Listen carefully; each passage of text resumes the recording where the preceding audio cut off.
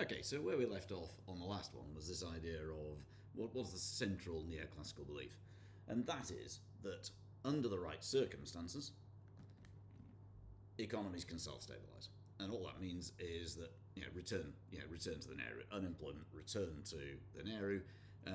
So if GDP is low and unemployment is high, the economy can return to a higher level of GDP with a lower level of unemployment without any need for governments to intervene.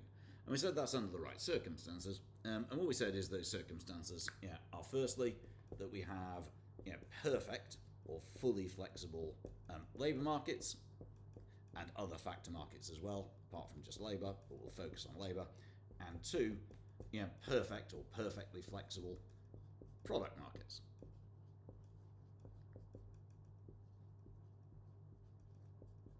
So what that means is that wages, so if unemployment's very high, wages can fall if there's high unemployment, and as a result of that, if wages fall and costs fall, then prices can also fall as a result of competition between firms. So in other words, there is lots of competition between workers and lots of competition between firms. Why might that not happen? Keynesians, they believe in government intervention, if necessary. So if economies are stuck in recession, then government should intervene. So why might economies get stuck in recession, according to Keynesian economists? And what they're saying is that in the real world, those assumptions of perfect labour markets and perfect product markets, they're not true. That, in other words, labour markets are inflexible and product markets are inflexible as well. So we look at why that might be the case. If we look firstly at labour markets, so why might labour markets be inflexible? So why might it be the case that even if unemployment is very high, wages might not fall? So what that might, it could be. There are all sorts of reasons, that wages might be sticky. In other words, they get stuck. They don't fall. So why might that be the case? It might be the case because there is high trade union power that can prevent real wages from falling. It could be something like a high national minimum wage.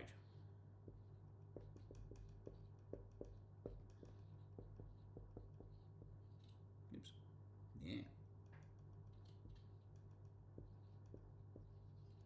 It could be that you've got powerful trade union. No, I've had that one. Sorry. It could be that there's lots of worker protection, so they can, so they got lots of rights, which means contracts and so on, which means they can resist attempts to reduce real wages. So, firstly, wages might be sticky. And secondly, it might be the case that product markets are inflexible as well. So we're talking about this idea of inflexibility. Labour markets, we're saying they might be inflexible, but likewise product markets, they might be inflexible too. In other words, and what this is really boiling down to is, here we're saying there's a lack of competition between workers, and here we're saying that there is a lack of competition between firms. So why might that be the case? Why might there be a lack of competition? Well, a lot of neoclassical economics assumes that there are lots of small firms competing. It's something called perfect competition, which we haven't studied yet. But, essentially, they're assuming that there are, as I say, lots of little firms. So, and they're really trying to outcompete one another on the basis of price. So given the opportunity, they'll cut prices.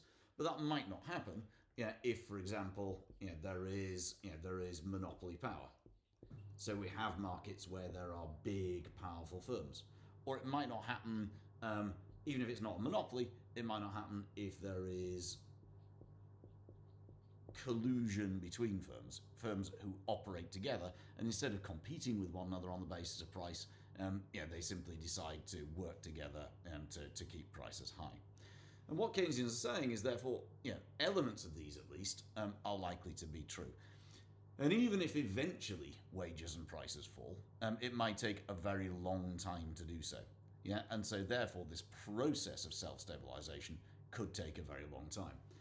So therefore, what they're saying is that if there is a shock to an economy and aggregate demand falls, the economy isn't going to quickly self-stabilise. It's not going to quickly return to the Nehru, and therefore they're saying, well, as a result, we need to do something.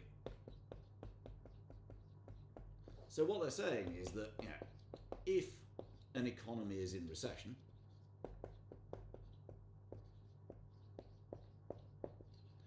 and if it doesn't self-stabilise, in other words, unemployment remains high for a long time, then the government should use demand management policies. At that stage, they're saying our problem is that we have low aggregate demand. This isn't sorting itself out because of sticky wages and sticky prices, inflexible product and labour markets.